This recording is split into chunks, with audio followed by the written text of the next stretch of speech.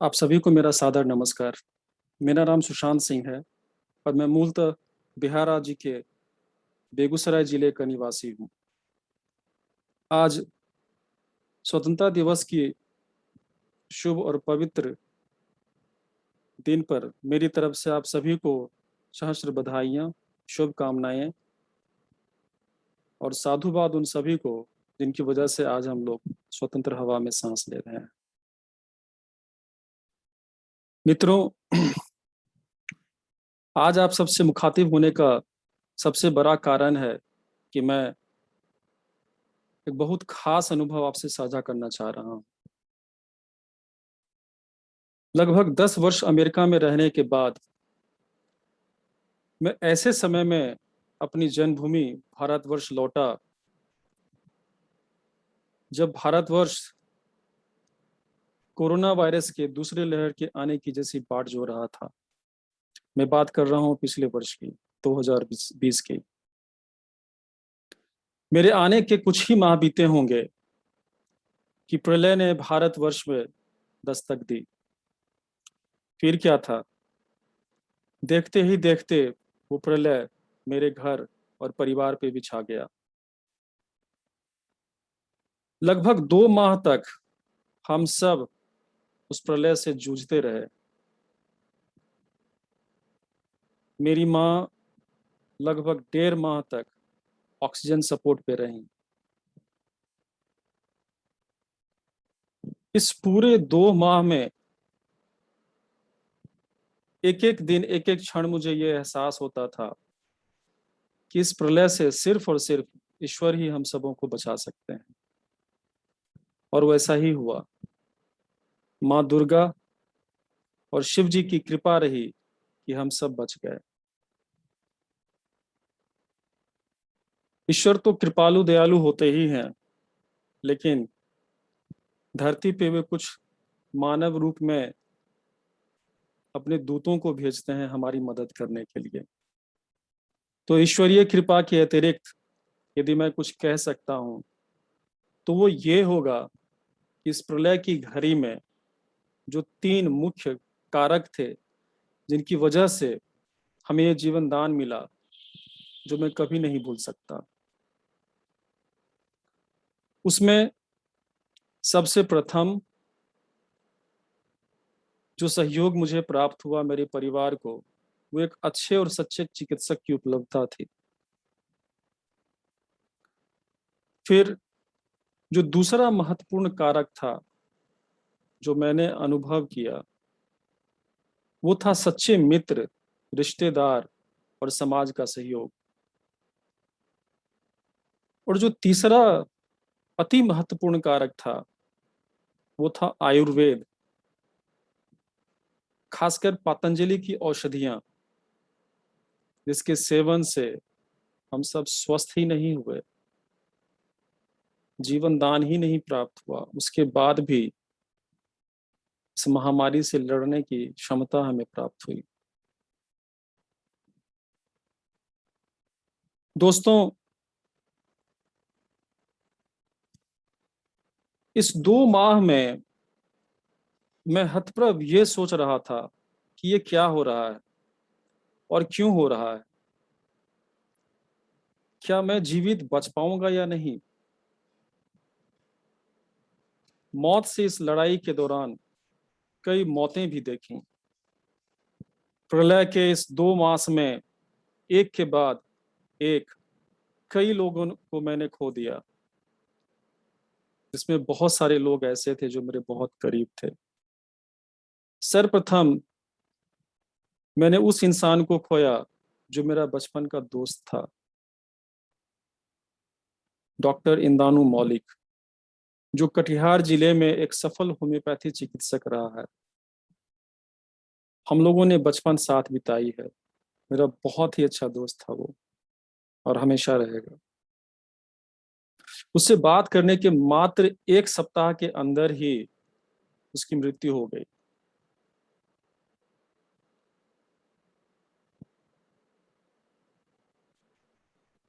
जब उसके मृत्यु की खबर घर पे आई तो उनकी माताजी को इसकी जानकारी नहीं दी गई थी। लेकिन धीरे धीरे धीरे उनको यह एहसास हो गया कि उन्होंने अपना पुत्र खो दिया है। वो उस सदमे को बर्दाश्त नहीं कर पाई और वो भी चल बसी। वो माँ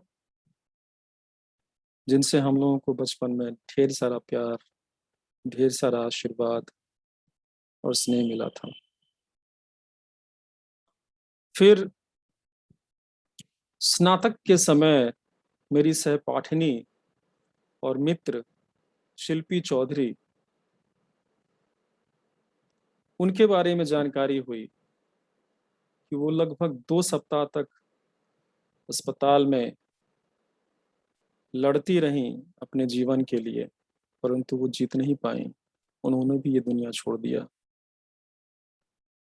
मेरे बहुत ही प्रिय मित्र आनंद गौतम, उनके पिताजी प्रोफेसर सुमन झा, वो भी मात्र 1 सप्ताह के अंदर देखते ही देखते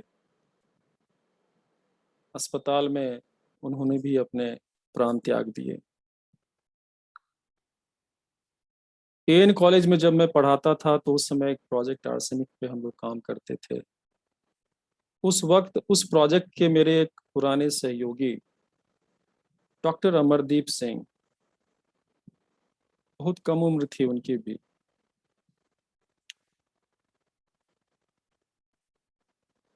उन्होंने भी अस्पताल में देखते देखते अपना जीवन त्याग दिया। मेरे बड़े मामा और मामी दोनों एक के बाद एक 2 दिन के अंतराल पे वो भी चले गए। उसके बाद ऐसे कई लोग थे, कितनों का नाम मैं गिनाऊं यहाँ पे। जब ये सारी घटनाएं घट रही थी तो मुझे ये अंदर से लग रहा था, आश्चर्य हो रहा था कि वे सब अस्पताल में भर्ती थे और उन सबों की मौत भी अस्पताल में ही हुई। मेरे गले से ये बात आज भी नहीं उतर पाई है कि अच्छे अच्छे अस्पतालों में भर्ती ये सभी लोग 1 से 2 सप्ताह के भीतर ही मृत्यु को प्राप्त हो गए। इसी दौरान मैं अपने बचपन में लौटा। मुझे याद है, मेरे पिता के कई मित्र हैं जो चिकित्सक हैं। बचपन से युवावस्था तक ऐसे ऐसे कई चिकित्सकों से मिला, जहां जाने मात्र से ही आधी बीमारी दूर हो जाया करती थी। परंतु वर्तमान में दिल दहल गया जब मैंने देखा चिकित्सकों को दवा दुकानदारों और तथाकथित कंपाउंडरों के हाथों बेचते हुए। वो बिक रहे थे, दवा दुकानदार उन्हें चला रहे थे, कंपाउंडर उन्हें चला रहे थे। क्या करना है, किसको देखना है, कितना पैसा लेना है। यदि ढूंढने निकलूं तो शायद बहुत जान पहचान के चिकित्सक मिल जाएंगे, परंतु इस प्रलय के वक्त यदि किसी चिकित्सक ने मेरी मदद की तो वो मेरे एक सहयोगी जो यूएसए में रहती हैं, उनकी बड़ी बहन थी जो लंदन में चिकित्सक हैं। जब मेरा उनसे संपर्क हुआ, अधिकांश वक्त वो ऑपरेशन थिएटर में रहा करती थी ऑपरेशन करते हुए। उन्हें जब भी मौका मिलता था ऑपरेशन थिएटर से निकलते ही वो मेरे सभी प्रश्नों का उत्तर देती और शंका का समाधान करती। क्योंकि मुझे एक तो डॉक्टर ऐसा चाहिए था, एक चिकित्सक ऐसा चाहिए था जिस पे मैं 100% भरोसा कर पाता कि जो इलाज चल रहा है मेरी माँ का, वो सही चल रहा है, सही दिशा में चल रहा है। मैं कह नहीं सकता वो क्षण कितना संतोष का हुआ करता था जब वो कहती थी कि सुशांत, सब ठीक है और सही दिशा में चिकित्सा हो रही है, आपकी माँ जरूर स्वस्थ हो जाएंगी।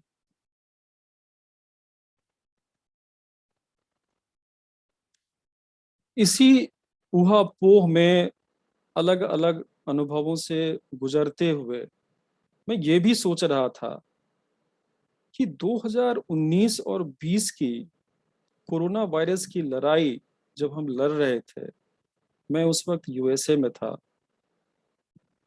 उसी वक्त हम सब आशंकित थे कि दूसरी लहर आ सकती है।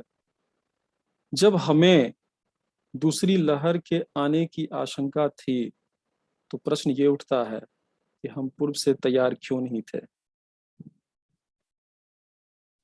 इस पे तो बहुत सारी बातें हो सकती है, मैं उन बातों में जाना नहीं चाहता हूँ। जब भारतवर्ष आने के बाद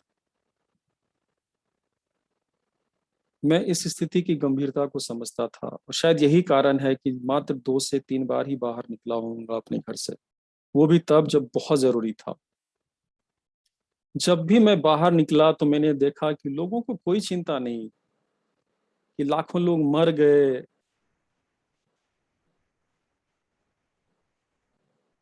उससे ज्यादा मैं क्या कहूँ, आंख के सामने लोग मरे हैं। लोग 2 से 3 वर्ष के बच्चों को लेकर गोलगप्पा खा रहे थे सड़क किनारे। ऐसे कई उदाहरण हैं। और अफसोस ये था कि प्रशासन भी कुछ नहीं कर रहा था।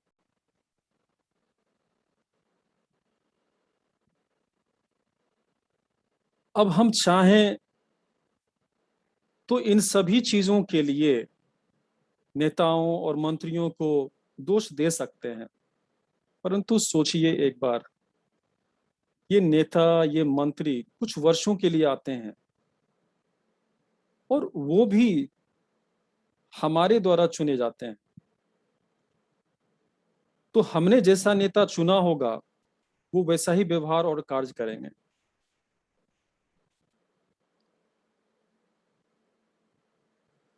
किसी भी जिले के प्रशासन की जिम्मेदारी एक भारतीय प्रशासनिक सेवा के पदाधिकारी की होती है। चिकित्सक और ये प्रशासक हमारे द्वारा नहीं चुने जाते, वे स्वयं इस जिम्मेदारी को चुनते हैं। एक आम नागरिक के रूप में एक चिकित्सक से हमारी बस इतनी सी अपेक्षा होती है कि वे हमें बीमारियों से मुक्त कर दें, और उसके लिए हम उन्हें फीस भी देते हैं, जिसका रसीद संभवतः किसी को नहीं मिलता। मुझे तो आज तक नहीं मिला। यदि रक्त, मूत्र या कुछ और जांच करवाना है, तो जांच केंद्र भी वही बताते हैं जहां से उन्हें कमीशन मिलता है। फिर वे दवाई देते हैं, वो भी वो दवाई जो उन्हें दवा बनाने वाली कंपनी कहती है देने के लिए, उसके लिए भी उन्हें कमीशन मिलती है। हम लोग जीवन जीने की आस में अपने ही जीवन का सौदा कराते हैं। कोई सामर्थ्यवान होता है तो वो महंगे दामों में खुद की जान दांव पर लगा आता है, और जो गरीब होते हैं उनके जान की कोई कीमत भी है या नहीं मुझे नहीं मालूम। मुझे ढूंढना होगा, पता करना होगा। दोस्तों, एक प्रशासक की बात करें, प्रशासनिक पदाधिकारी की बात करें जिसके ऊपर पूरा जिले का दायित्व होता है, तो उनको बहुत शक्ति और सामर्थ्य दिया जाता है। उन्हें प्रशासन चलाने हेतु विधिवत प्रशिक्षण भी दिया जाता है। अच्छी वेतन, अच्छा आवास, गाड़ियां, वेतनभोगी सहयोगी, और भी बहुत कुछ।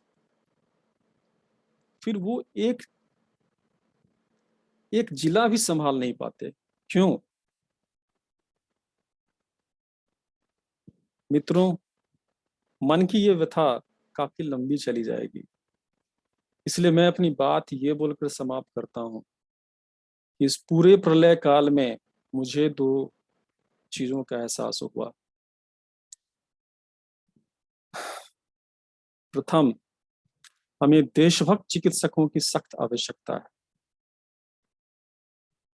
द्वितीय, हमें देशभक्त प्रशासकों की अत्यंत आवश्यकता है।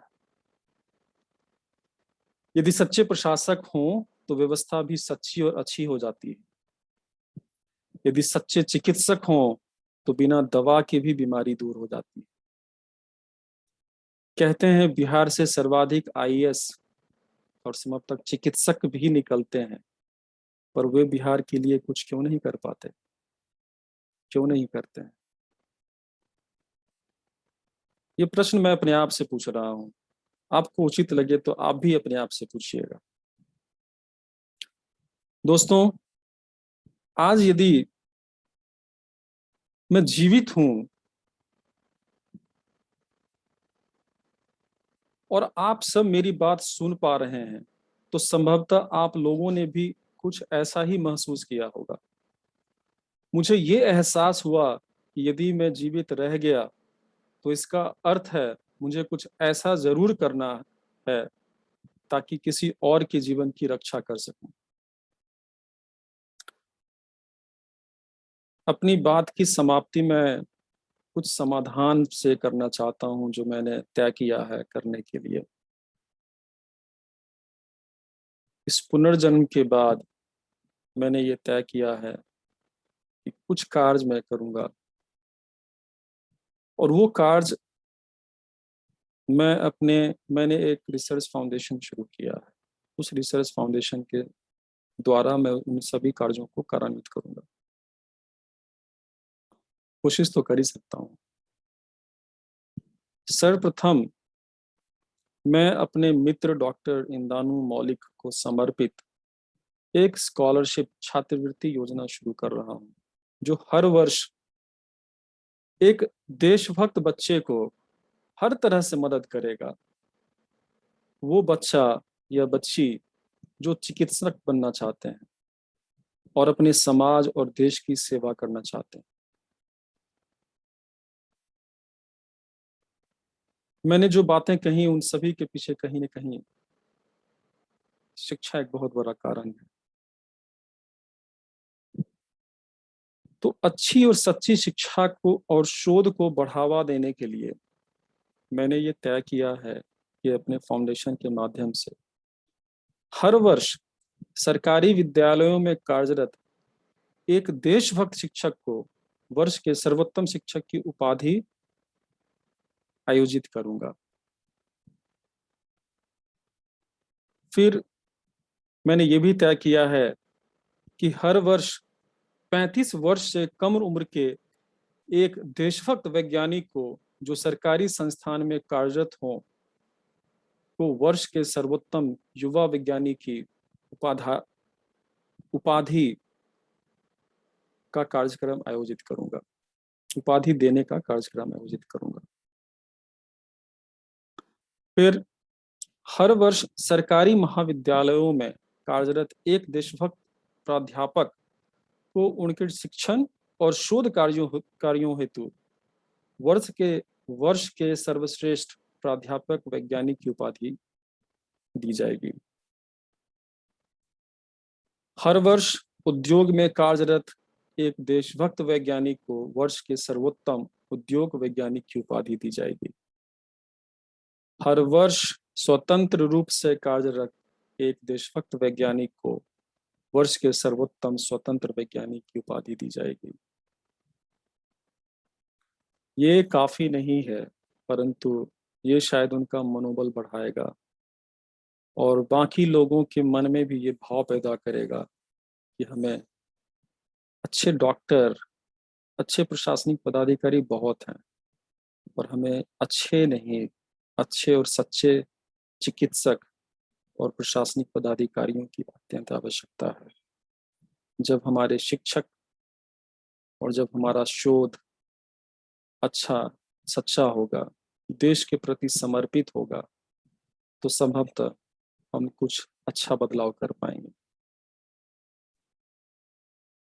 यदि आपने भी कुछ ऐसा सोचा है तो मैं आप लोगों से विनम्र निवेदन करूंगा कि आइए हम सब मिलकर अपने समाज और देश को सच्चाई के रास्ते पर आगे बढ़ने में थोड़ा थोड़ा ही सही गिलहरी प्रयास करेंगे।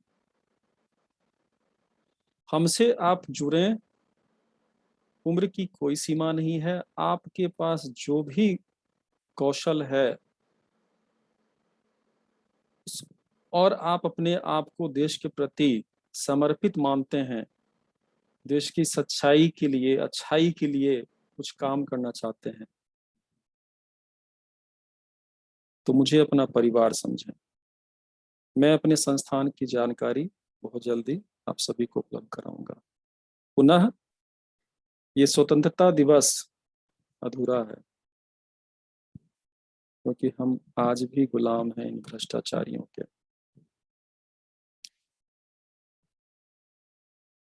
और उस गुलामी से जिस दिन हमें मुक्ति मिलेगी, उसी दिन हमारा सच्चा स्वतंत्रता दिवस होगा।